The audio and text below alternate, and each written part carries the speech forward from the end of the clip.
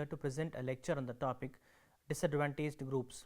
The objectives of today's lesson are to understand disadvantaged groups, social exclusion, caste-based discrimination, structural discrimination faced by disadvantaged groups in India, deprivation, psychological impact of deprivation, socio-cultural impact of deprivation, government policies for disadvantaged groups. Disadvantaged groups. The concept of disadvantaged groups is as old as human history. From ancient to modern times, in every society, number of instances could be found wherein a section of people in each society are given a different kind of treatment. In general, the discrimination was often based on humiliation, harassment, intimidation through social, political, economic, customary and cultural factors. The idea behind such practices is to keep away such people from the forefront of the social activities and deprive them of their life and liberty. Further, keeping them aloof, depriving them their economic, intellectual capacities to subserve the needs of the rich and dominant people of society. The Indian society presents a hierarchically arranged social structure with people at the lower strata suffering from economic insufficiency and social disadvantages. Such people have been categorized into scheduled caste and tribal communities who have never mixed with the main society and are similarly challenged and are categorized into scheduled tribes. Social exclusion. Social exclusion describes a state in which individuals are unable to participate fully in economic, social, political and cultural life as well as the processes leading to and sustaining such a state. Exclusion consists of dynamic, multi-dimensional processes driven by unequal power relationships interacting across four main dimensions: economic, political, social and cultural, and at different levels including individual, household, group, community, country and global levels.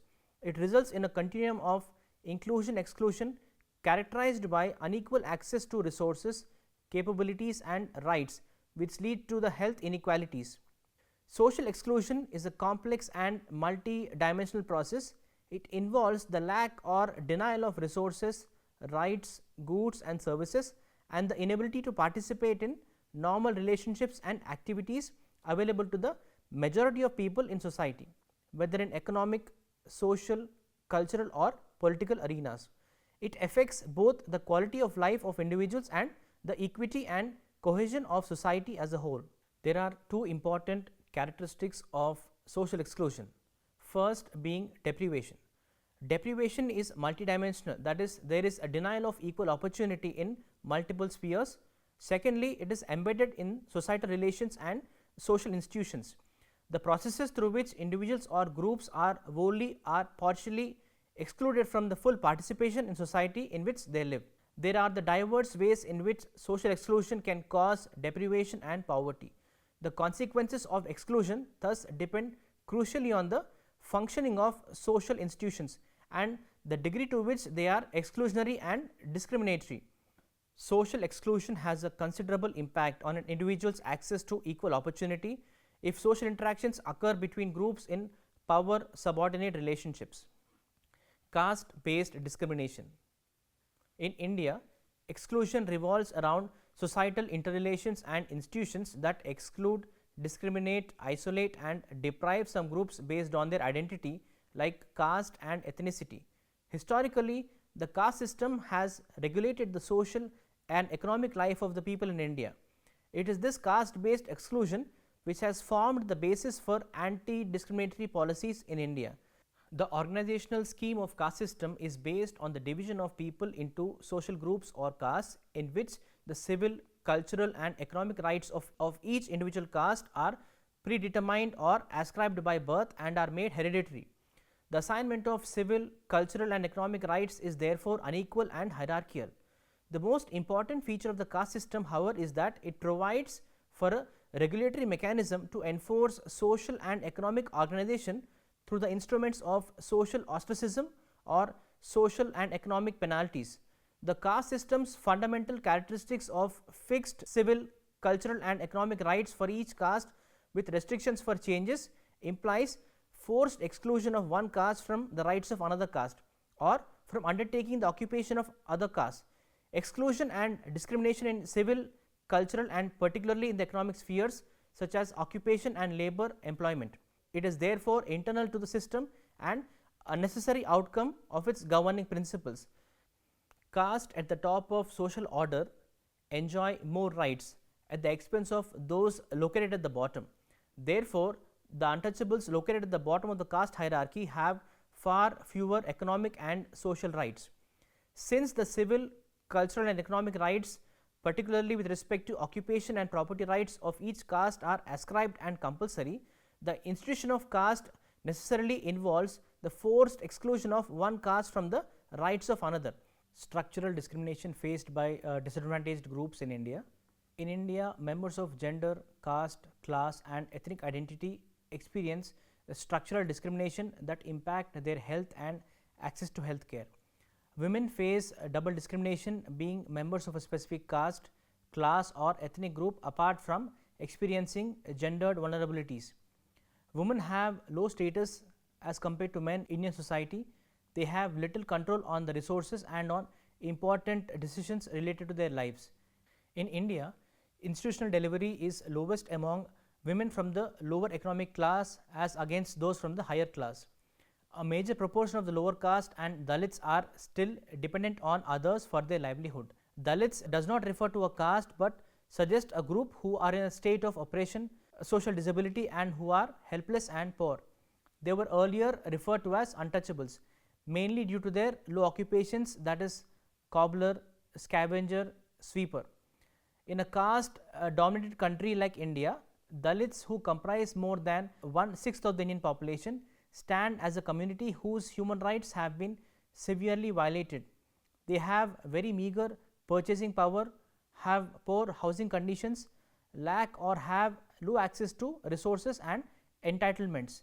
In rural India, they are landless agricultural laborers attached to rich landowners from generations, poor casual laborers doing all kinds of available work. The urban poor employed as wage laborers at several work sites, beggars, vendors, and small service providers and domestic help, and living in slums and other temporary shelters without any kind of social security. The members of these groups face systemic violence in the form of denial of access to land, good housing, education, and employment. Structural discrimination against these groups takes place in the form of physical, psychological, emotional, and cultural abuse, which receives the legitimacy from the social structure and the social system. Structural discrimination directly impedes equal access to health services by the way of exclusion. In the case of women, discrimination increases by the complex mix of two factors, being a woman and being a member of the marginalized community. A large proportion of Dalit girls drop out of primary school despite of reservations and academic aptitude because of poverty, humiliation, isolation, or bullying by teachers and classmates, and punishment for scoring good grades. The scheduled tribes are a product of marginalization based on ethnicity. Their percentages in the population and numbers, however, vary from state to state. They are mainly landless with little control over resources such as land, forest, and water. They constitute a large proportion of agricultural laborers, casual laborers, plantation laborers, and industrial laborers. This has resulted in poverty among them, low levels of education, poor health, and reduced access to healthcare services. They belong to the poorest strata of society and have severe health problems. They are less likely to afford and get access to healthcare services when required. Deprivation. Deprivation is the lack of opportunity to participate in the cultural offerings of the large society due to factors such as economic deprivation, substandard living conditions, or discrimination. Effects of prolonged deprivation among socially disadvantaged groups can be felt in the domain of cognition, perception, intelligence, motivation, and personality. The psychological impact of deprivation among disadvantaged groups. Socially disadvantaged groups are deprived of good quality and appropriate quantity of nutritional intake, leading to malnutrition. Malnutrition results in cognitive and health impairment. It adversely affects the cognitive functioning and the basic cognitive processes and increases the chances of poor mental health. The severity of malnutrition is proportional to the impairment of intelligence, verbal reasoning, short term memory, perceptual and spatial skills, fine motor coordination, and scholastic achievement. Prolonged deprivation can severely affect the goal setting and achievement motivation in socially disadvantaged groups. Socio-cultural consequences of deprivation. The experience of growing up in different social classes are related to individual differences in coping styles. People among disadvantaged groups have less supportive social relationships, they lack self-esteem, have intellectual rigidity and a sense of fatalism and greater susceptibility to stress. Attributions to prejudice have negative consequences for the perceived control among disadvantaged groups. Disadvantaged groups who attribute negative feedback to discrimination suffer a reduction in perceived control. According to Wiener, negative internal uncontrollable events such as attributions to prejudice among disadvantaged groups are likely to result in depression and can even undermine the cognitive ability. Furthermore, when prejudice is recognized by the disadvantaged, making discrimination claims may be perceived as a futile effort because they could result in even more negative treatment from the members of privileged group. While members of disadvantaged groups may engage in number of strategies to avoid encounters with prejudicial treatment, the use of such strategies may not leave one feeling very empowered. For instance, groups with invisible stigmas have the option of attempting to pass off as members of privileged group. Attempts to pass in order to achieve more positive outcomes clearly places the control of one's life in hands of the privileged group. The psychological effects of stereotyping socially disadvantaged groups can be understood by the concept of a self-fulfilling prophecy. As a result of socialization, women from socially disadvantaged groups tend to internalize the roles of stereotypes. Additionally, children of disadvantaged groups are socialized to a non-competitive coping styles, narrow goals and acceptance of destiny. Programs and policies of the Indian government. The Indian state has recognized the problems of the scheduled caste and the scheduled tribes arising out of exclusion and discrimination and has developed policies to overcome their problems. The government's efforts towards SC/STs draws primarily from the provisions in the Constitution. The Constitution guarantees equality before law through Article 14, overturning the customary rules of the caste system, and it makes provision to promote educational and economic interests of the SC/STs and protects them from social injustice and all forms of exploitation, Article 46, and provides special measures through reservation in government service and seats in democratic political institutions, Article 330 and 335. The Indian Constitution has abolished the practice of untouchability and discrimination arising out of untouchability through Article 17. It also provides for the establishment of a permanent body to investigate and monitor the social and economic progress of the SC/STs on an annual basis and the setting up of a monitoring mechanism at the central and state level. The government has formulated many policies and schemes for the well-being of the socially disadvantaged groups like the scheduled caste, scheduled tribes and the other backward classes and the minorities, since they still continue to lag behind the rest of society due to their social and economic backwardness. Efforts are being made for the advancement of these socially disadvantaged groups so that they can be brought at par with the rest of the society. Simultaneously, new measures have been adopted to accelerate the process of empowering these weaker sections. The empowerment of these groups essentially encompasses three vital and interrelated components. The first one being social empowerment, economic empowerment and social justice. I will now be listing the various schemes that are being offered by the Government of India for the benefit of the socially disadvantaged groups. Pre-metric scholarship to SC students studying in class 9 and 10 is a centrally sponsored scheme and implemented through state government and union territory administration. The objectives of this scheme are to support the parents of SC children for education of their wards studying in classes 9 and 10 so that the incidence of dropout, especially in the transition from elementary to the secondary stage, is minimized, and to improve the participation of SC children in classes 9 and 10 of the pre-metric stage, so that they perform better and have a better chance of progressing into the post-metric stage of education. Pre-metric scholarships to the children of those engaged in occupations involving cleaning and prone to health hazards. The objectives of this scheme is to provide a financial assistance to the children whose parents or guardians belong to one of the categories to pursue pre-metric education.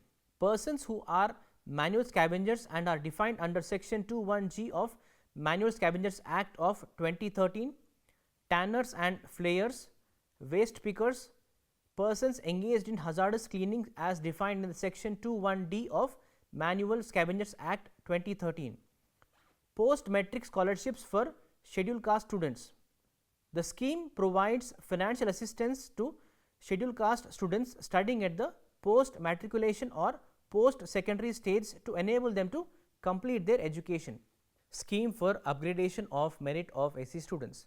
The objective of this scheme is to upgrade the merit of SC students by providing them remedial and special coaching in classes 9 to 12. While the remedial coaching aims at removing deficiencies in various subjects, the special coaching is provided with a view to prepare the students for competitive examinations for seeking entry into professional courses like engineering and medical disciplines. Central Sector Scholarship Scheme for the top class education for SC students. The scheme aims at recognizing and promoting quality education among students belonging to the SCs by providing full financial support. The scheme will cover SC students for pursuing studies beyond 12th class. National Fellowship for providing fellowship to scheduled caste students. The objective of this scheme is to provide fellowships in the form of financial assistance to students belonging to the SC category to pursue higher studies leading to MPhil, PhD in science, humanities, social sciences and engineering technology in Indian universities recognized by the UGC. Babu Jagjeevan Ram Chhatravas Yojana. The primary objective of the revised scheme is to attract implementing agencies for undertaking construction of hostels, especially for SC girls, towards the broader vision of containment and reduction of the dropout rate. The other objectives of the scheme are having a girls hostel with a capacity of 100 seats in every block headquarters of the low literacy districts not having one as of now by way of priority. Repairing and proper maintenance of hostels and having an effective mechanism for monitoring review. Scheme for free coaching of SC and OBC students. The objective of this scheme is to provide coaching of good quality for economically disadvantaged scheduled caste and other backward classes candidates to enable them to appear in competitive examinations and succeed in obtaining appropriate job in public private sector. Schemes for economic development. Credit enhancement guarantee scheme for the scheduled caste is to support those entrepreneurs who will create wealth, value for the society, create jobs and in turn will develop confidence and at the same time promote profitable businesses. National Safai Karamcharis Finance and Development Corporation. The NSFDC assist the target group by way of loans, skill training, entrepreneurship development and programs and providing marketing support through the state channelizing agencies, RRBs, public sector banks and other institutions. Self-employment scheme for rehabilitation of manual scavengers. Venture capital fund for scheduled castes. Venture capital fund is a social sector initiative to be implemented nationally in order to promote entrepreneurship among the scheduled caste population in India. Entrepreneurship relates to the entrepreneurs managing businesses which are oriented towards innovation and growth technologies. The spirit of the above mentioned fund is to support those entrepreneurs who will create wealth and value for society at the same time promote profitable businesses. Centrally sponsored scheme of assistance to scheduled caste developmental corporations. The main function of SCDCs include identification of eligible SC families and motivating them to undertake economic developmental schemes, sponsoring the schemes to financial institutions for credit support, providing financial assistance in the form of margin money at the low rate of interest. The SCDCs are playing an important role in providing credit and margin money loans and subsidy to the target group. I would now like to summarize what has been discussed so far in the lecture. Disadvantaged groups comprise of individuals, families or communities deprived of equal access to society's resources, especially the necessities of life or advantages of education and employment. Social exclusion is a complex and multi-dimensional process. It involves the lack or denial of resources, rights, goods and services, and the inability to participate in normal relationships and activities available to the majority of people in society, whether in economic, social, cultural or political arenas. Exclusion and discrimination in civil, cultural and particularly in economic spheres such as occupation and labor employment is therefore internal to the system and necessary outcome of its governing principles. Deprivation is the lack of opportunity to participate in the cultural offerings of the larger society due to factors such as economic deprivation, substandard living conditions or discrimination. Effects of prolonged deprivation among socially disadvantaged groups can be felt in the domain of cognition, perception, intelligence, motivation and personality. Efforts are being made for the advancement of these socially backward groups so that they can be brought at par with the rest of society. Simultaneously, new measures have been adopted to accelerate the process of empowering these weaker sections. Empowerment of these groups essentially encompasses three vital and interrelated components: social empowerment, economic empowerment and social justice.